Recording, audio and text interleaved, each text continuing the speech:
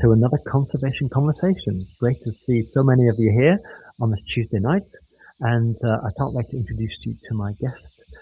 This is the third season of Conservation Conversations. Thanks for making it possible. Every time someone joins and leaves a comment and asks a question for me to pose to the guest, it makes a real difference. We started because of the Manchester Folk Festival, and I'm really interested in the lineup they have coming up in 2026. 2025 was the edition that got us started. From 2026, I've already chatted to Angeline Morrison, Bella Hardy, Sam Lee, Maz O'Connor very recently. These are real inspirations in my musical journey and that of Stornaways. Thanks everyone for joining us on that journey. And quick news update, do come along to the Royal Albert Hall to see us headline there on Monday the 30th of March. Do tune in to the Folk Album of the Year competition. They're announcing the results of that on the 17th of March, shortly before the Manchester Folk Festival. So these are the two ways you can get involved at the moment. Oh yeah, Stornoway have festivals coming up as well. We've announced one of them, more to come. So without further ado, I'm going to welcome in my guest for today. This is the wonderful David Ford, and welcome, David. Hello. Great Thank that you can be here. Great. So, yeah. How are you doing today? Did you get any time to make music? I'm good. Not today. I've been doing music adjacent things. Yes, with many of my guests, this seems to be the case that none of us genuinely find time to practice or songwrite these days. There's just so much going on, but yeah. Well, my thing is, I've one of my New Year's resolutions is to commit myself to not promoting or publicizing anything that I do. Which is sort of, I suppose, counter to the trends. I find that I spent a lot of last year feeling really guilty that I wasn't doing it as much as I should to publicize the work that I was doing. So I've decided this year to just forgive myself for not doing it and just be fine with it. Excellent. Well, I can tell from the room stacked with instruments there behind you that your music is very important to you, and you are spending a lot of time on that. Yeah. Well, so when I say I'm doing music adjacent things, I mean I'm not, I'm not doing sort of my admin and my online stuff. I'm completely abandoning that. It's I seem to spend most of my time sort of building little machines. So I'm sort of more of an inventor than a musician nowadays. Okay. I like to build funny machines to help me put on the shows that I want to do. So when I have an idea for a show, usually it involves some object or some instrument that doesn't exist, and so I have to sort of build it and make it happen in order to put on the show that I want to do. Have you ever heard of a musician from Oxford called Thomas Truax? Yes, I know Thomas. Yeah, well, we go way back. We must have played some of Stornoway's first ever gigs back in maybe 2005. Yeah, would have been with Thomas on the bill, and he invents these beautiful contraptions. What are the names? Mother Superior was the name. Hornicator. A hornicator. Yeah. So yeah, if anyone in the audience has not seen some of Thomas Truax's stuff, go check that out. But of course, David, where's best for people to go find your stuff? I don't know. Just be resourceful. Go looking. I don't know. I'm so bad at that side of things. I don't know how to do it. So I just do the music stuff and hope that people can find it with their own ingenuity, and hopefully they feel rewarded when they do find it. But I honestly don't know. I'm sort of illiterate in the world of modernity in that regard.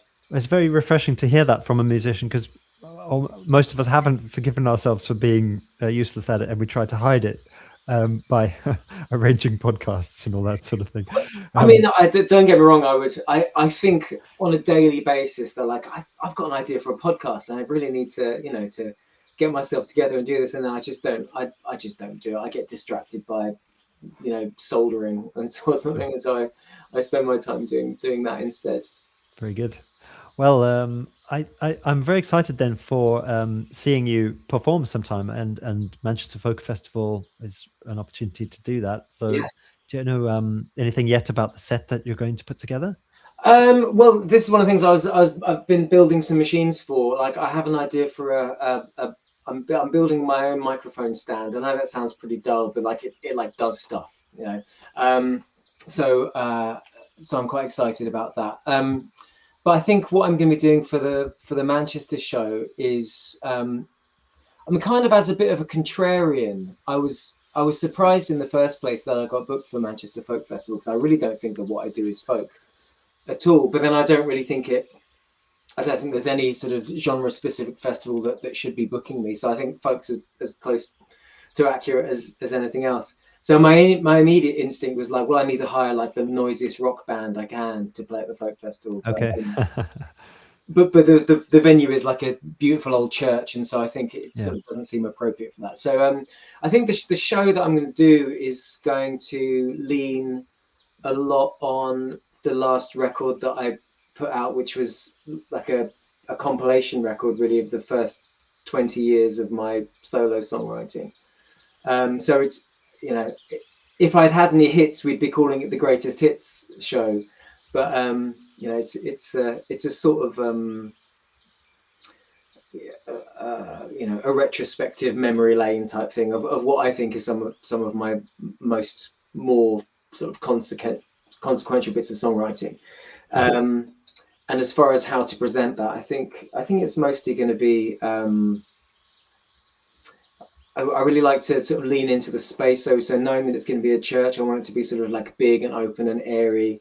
I don't want to sort of fill the arrangements too much with sound. I quite like the room to play a role in the sound of the show, and to really, you know, hopefully do justice to the acoustics in the room. So I think probably more of a singy show than an instrumental show.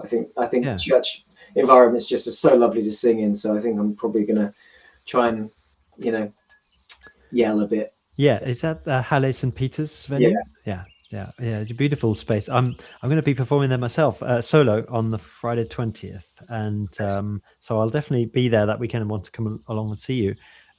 My set will be strictly trad music. Although Stornoway suffer from what you described earlier, we don't really know why in the first place anyone started to describe us as folk back in 05, 06. It's a sort of label that seems quite broad and easy to apply as once you've got an acoustic guitar in the lineup, or anything that's not going through an amp or a synth. People seem to think it's okay.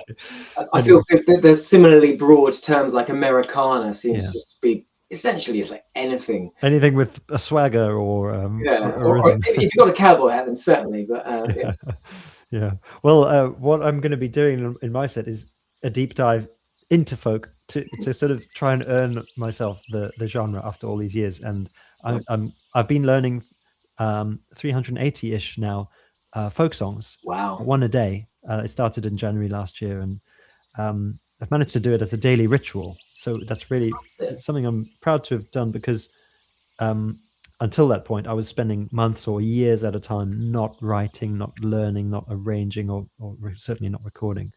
And then I sort of broke that habit or formed a habit. And so I won't be playing all 380 songs in my sitting. But do you are they all still in there? Like, could you just recall any of them like right now? Maybe 10% of them are in there, and they range. Interestingly enough, they're not all like the ones I've done in the last 30 days. They're a range of the one I've learned and done many times over, because I've actually tried to do this project for about 5-6 years now, since in the lockdowns. I tried to get started with The January Man is the first song I do. Right. And then the wheels would come off after a few weeks, and I'd have to go back and start that one again. So it's certainly number one. I think song number 14-ish is like one of the old ballads that has some verses that are quite memorable. And yeah, so some of them are in there, and enough that I can sort of be ready to sing something appropriate to most occasions. And are you sort of arranging them differently every time? Are you always on the same instrumentation? That's a really good question. Yeah, I get a lot of fun and satisfaction out of rearranging. So I love to know that I'm confident on, say, a guitar version in a particular tuning, but then going to something like a Shruti box or a piano, which I can't really play piano very well at all, sort of self-taught, but challenging myself. And to that end, I bought a concertina, a very cheap Anglo concertina, and forced myself to learn it so that I could play sort of upside down, wonky versions of the songs that I knew too comfortably. I wanted to put myself outside of my comfort zone. Is the concertina or any of the reed instruments like that? Do they form part of this stuff that you construct? No, I mean the stuff that I do is not. It's pretty crude. The stuff that I do. Okay. Mostly it's very simple electrical circuits.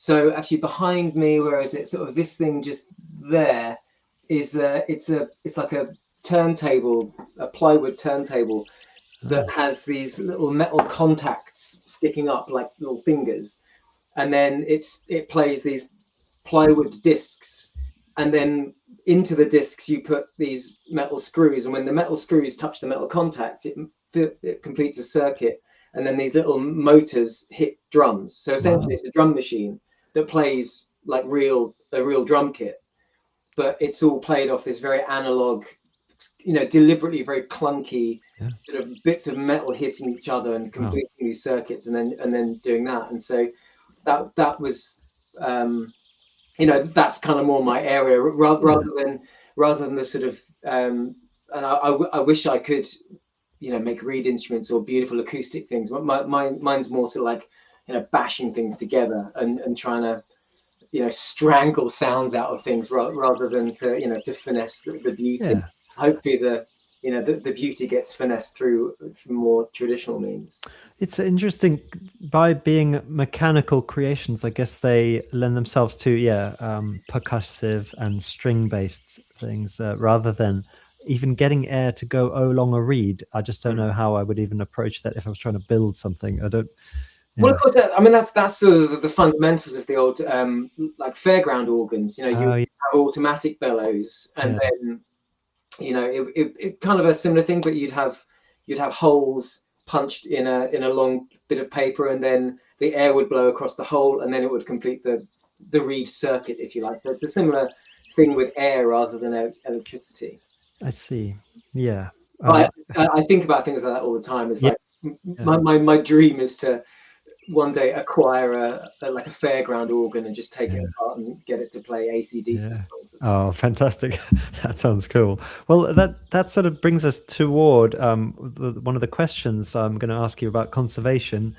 About blending the old with the new, and maybe we can talk about constructing the instruments when you, I suppose, upcycle might be a word. You take old parts and breathe a new life into them.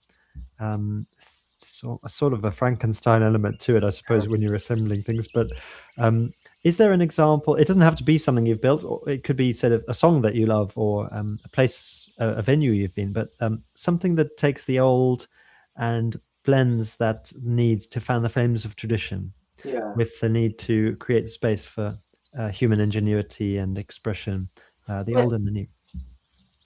I mean, the first thing I thought of, on this subject was kind of the work that I do, because I think that the way that I approach songwriting, I think is not traditional in the folk sense, but I think it's informed by what I would consider to be classic songwriting from the age going back, I suppose, from Cole Porter through rock and roll to for me, what I consider the golden age of classic songwriting, like the 1970s, like all my favorites, like the Bob Dylans and Tom Waits and Neil Young and these people. Songwriting as a really as a literary art form. Okay. Like really is important to me that it gets done that way, and I feel increasingly like the major trends in songwriting are sort of moving away from that, certainly as far as what's sort of popular and commercially successful. So that's something that I feel is an area where I believe very strongly in the conservation of taking songwriting like very seriously and working on it, and trying to sort of preserve this idea of the importance of songwriting as an art form, and not as a, it's not content creation. For me, yeah. I'm horribly serious about it. Yeah, well, we probably have a lot in common then, because yes, Stornoway's songwriting is, I know Brian spends a lot of time finessing every word, every almost punctuation mark, so that it runs as a cohesive story.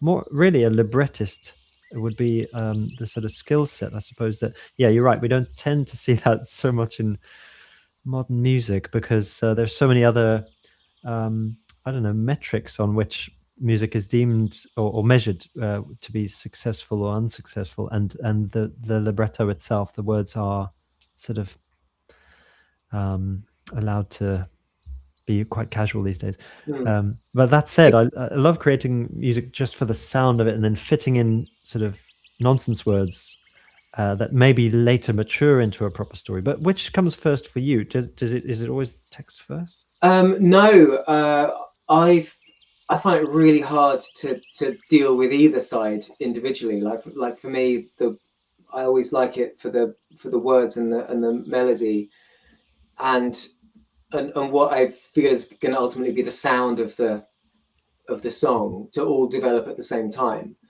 I sort of feel like you sort of don't know the meaning of the words until you hear it in the context of the melody, because the melody could inject a different meaning to the words. So I suppose you could write the words and then decide what the perfect musical accompaniment for that is. But I sort of really like it when they both arrive at the same time and they support each other, and you know from. So I tend to get like a musical moment jump into my head, and it will usually be like a few words, but musically presented, and it'll feel really significant, like it means something, like it will gnaw at me and it won't let me go, and it will feel like it's consequential. And then for me, the job of songwriting is to sort of tease it out and to almost obey its will, rather than force my will upon it. Is to go, well, what does this mean, and what is the meaning in there? I know it means something, but and sometimes it can take years, to spend with this sort of nugget of an idea before it really comes to fruition. I was thinking about it just today, actually. There's this song, there's a few songs that I started writing like years ago that I didn't know where they were going, and I think they might actually be about the Trump presidency as it is now, even though I started writing them probably during his first administration, and it's only now that I think, oh, actually, I think, with the Venezuela and the Greenland things and the ice raids and stuff, I was like, oh my god, this is what we were building up to. Yeah. So and it feels like the idea and the starting point that I had feels like it can now be finished in this context. Yes. It just sort of needed to have its moment, Yeah, I think it's important as songwriters to have a belief in something so supernatural somehow, where a song can sort of be time traveling, and maybe there's something of the David today that traveled back in time, wrote it, and then came back and said, I've forgotten about it. But the idea that songs they don't often follow like linear, predictable patterns, and that's part of the reason why it's quite hard to watch AI start to encroach in songwriting, because it's totally formulaic. It doesn't worry me though, AI. I feel maybe this is foolish and naive of me, but I feel like AI can do the jobs that, I feel like AI is probably gonna get rid of the jobs of like jingle writers or people who write music for adverts, because those jobs where like the brief is important and it's got a job to do, it needs to sell this particular product. I think AI is great for that, and it's probably going to put a lot of people out of work who that was their job. And if that means that the people who were writing radio jingles now are going to write like light operas, then I feel like that's probably for the benefit of the world. If people are going to use their musical instincts for more artistic pursuits, I think that could ultimately be a positive thing. But I think until AI wakes up in the morning with a tune in its head that it can't shake, and feels the will to make music for no reason whatsoever, just to express something. And I suppose maybe that is what's coming down the pipe. I don't know, but for me, what it doesn't allow for is the idea that music doesn't exist to provide a product to the marketplace. It does provide a product to the marketplace, but it sort of exists in the first place because people like to do it. It's an incredible product, music, because it's not one of those things whereby if the demand disappeared, the supply would still be there. Like, we'd still want to make music, even if there was no one listening, I think, because there's something in the creation and in the process of writing and performing and recording that gives something to the artist, to the performer. And so I think you're always going to have people want to do that, and I think AI is never going to want to make music as much as I do, I don't think. It's only if it's sort of given that as a task to do, whereas actually most humans, if you say write a song, even if we're used to writing songs and it's something we've done 1,000 times, we start to panic, like, how's this going to go? It's unpredictable. I suppose we just have to be sort of fairly chill and sanguine to the idea that maybe music is going to have to be more a private act and something that you do for yourself, and you can't expect to find an audience because maybe the AI is much better at that side of it. I mean, as I've sort of outlined at the beginning, like it's been a while since I really thought about music as being a career, and as much as it is just a calling and something that I want to do. So I don't really care if anyone's listening or not. It'd be nice if they were, but it's not the purpose that they want to write songs. That's a really good way of putting it. I think now that we're talking about the, AI and its blend with humanity, I want to ask you that other question then. So the idea of conservation in that more environmental sense. We haven't talked much about how nature or biodiversity plays a role in your creating, but does it? Is there a place you've been to, or maybe a routine that you like to indulge in, which brings nature into your music making? Yeah, certainly. I don't know so much about in the making. I tend to make most of my music in this windowless garage, which I'm currently sat in, where the idea is to block out the sound of everything else in the world and be very much cut out and shut off. But where I live in Eastbourne, we're by the sea, so I know less than a mile from the sea where I am now, and also about a 15-minute walk that way you're in the countryside on the South Downs. And so for me, I like to write without an instrument, so I like to write in my head, just like humming tunes and just like thinking. And so there's no better for me creative environment than just getting out the house and going for a walk. Unfortunately here, I can be in some very beautiful countryside in a relatively short space of time, and so often if I'm thinking about a song or working on some ideas, the best thing to do is just to like change the environment and get into somewhere sort of open and natural, and so that has always been part of the process for me, certainly in the writing. That's great. It contrasts with what a lot of other musicians, I think, find necessary, because they can go out and if they're creating things in their heads, they got to have a piece of technology to capture the ideas quickly before they fade away, or they need to have a guitar or a piano to compose on, or a computer. But do you find you can remember the things you come up with? Well, I don't know if this is a good attitude or not, but for me, I've always been of the opinion that, like, if I can't remember it, it's probably not memorable enough, you know. So it's the stuff that makes it through the quality control process. Yeah. It tends to be the stuff I can't get out of my head, like it's stuck in there, and I'm obsessed with it. And so it's actually quite, I sort of don't need to be writing things down. I tend to, you know, wander around with a notebook, but it's mostly full of like wiring diagrams. But so it comes in, you know, it comes in sort of phases. Like sometimes, like in the early stages of when COVID first happened, I was just writing all the time. I wrote more songs in the first few months of that than I had in the previous few years. Like it just seemed like such a consequential moment in human history that, like, how could you not document that? Yeah. So I wrote loads then, and that sort of came to the fore. But no, I don't feel like I need.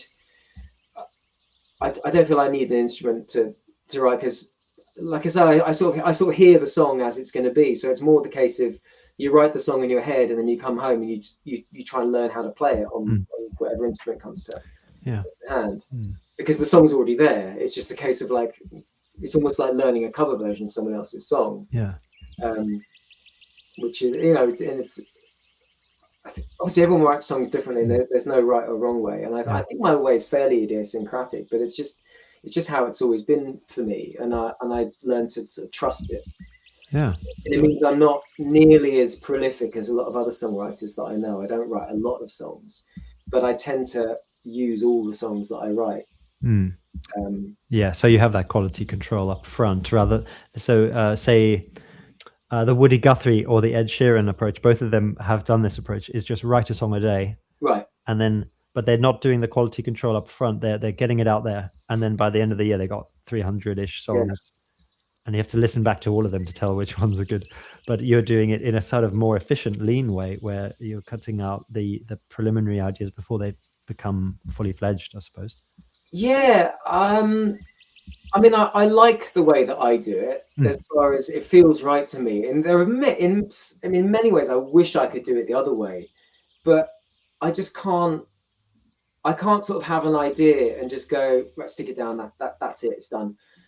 For me, as soon as I put a couple of words together or a couple of notes, I just obsess over them. And how, what does this mean? Like, what is this saying? And how can this verse possibly, you know, where would the second verse take it? What new information? Where does the story go? And how can I make this both compelling and interesting for me and for listeners? And, you know, I just go down this rabbit hole of almost trying to make every song into a screenplay, or excellent, a full, you know, fully realized life's work. And it's, like I say, it's inefficient, but I like to think it means that, you know, all my songs have a weight and a depth that maybe others don't. Or maybe I'm completely wrong. I don't know, but like I say, it's, you know, for me, I enjoy the process being this way, and I quite like getting so deep into the process and sort of just letting it swallow me up and commit to it. Yeah, I think we have a lot in common then in the songwriting of yours and of Stornaways, because one of the words I think I'd use there also is love. If you really love your music making and you trust yourself, there's a sort of self-compassion, love, trust thing going on to spend that much time and take one's work seriously enough, right? Yeah. So much music these days that you encounter on social media or on the radio does tend to be throwaway in a sense. It's like just churn out as much as music as possible. That's sort of how, you know, obviously you can't get away from the fact that that musical trends have always been led by, you know, technology and economics, and that is how technology and the economics of music is encouraging people to work. It's essentially it's about content. You need to a machine gun of content, and it's short-lived. And this is essentially how popular music is consumed. It exists for a relatively short space of time before it's followed up by something else. So you need to constantly be pushing content, which means you need a lot of content, which means you don't have time to put that kind of love, I suppose, into it. Or you're very fortunate to be somebody who can work very quickly. And there are some people who I think whose artistry I am in awe of, who write incredibly quickly. Like a good friend of mine, Catherine Williams, and I can't believe how quickly she writes songs, and they're all good. It's not that thing we were saying where you write 300 songs and 10 of them are decent. Like, she writes 300 songs and they're all good. And so I'm a bit jealous of that, but at the same time, my process is my process, and I'm like I say, I do love it, and it feels like it feels honest to my soul and sensibility. So that's how I roll. Excellent.